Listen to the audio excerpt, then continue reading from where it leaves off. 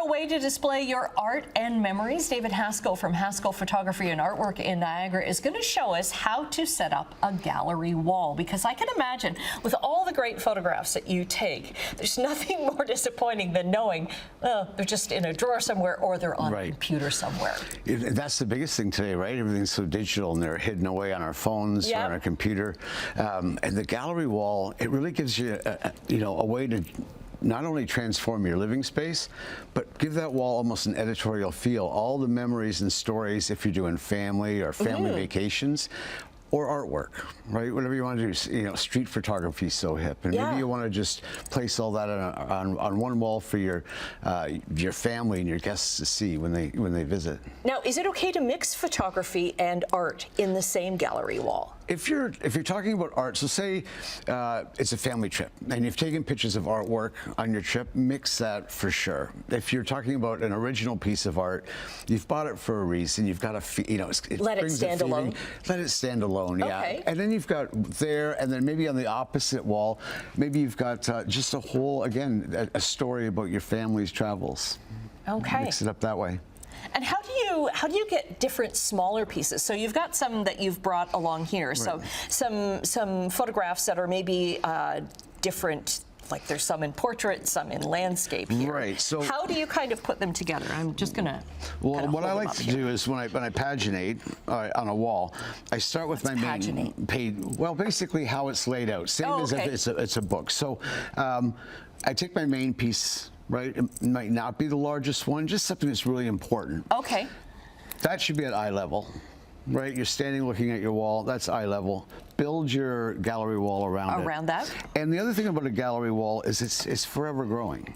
Right? So you might start at the bottom of the stairs. You just want to make sure on your wall it's not sort of this weird little thing on the bottom corner of your wall. Yeah, going, why is that? Is it there to cover something? Yeah, like make it lay it out like that, and then from there you can build on it from there. Right. And over time. What about like going up a stairs? Like I've heard that you shouldn't have it so the pictures go up. Yeah, I would start literally at the bottom of the stairs, and again, your main piece. Yep. Of course, we're going upstairs, but when you're standing looking, that's eye level, and then you can bring your pieces around. And it is lying, like say you're doing a staircase. You don't want to go up like that with your pictures. Exactly. But this might be some way to start. Okay.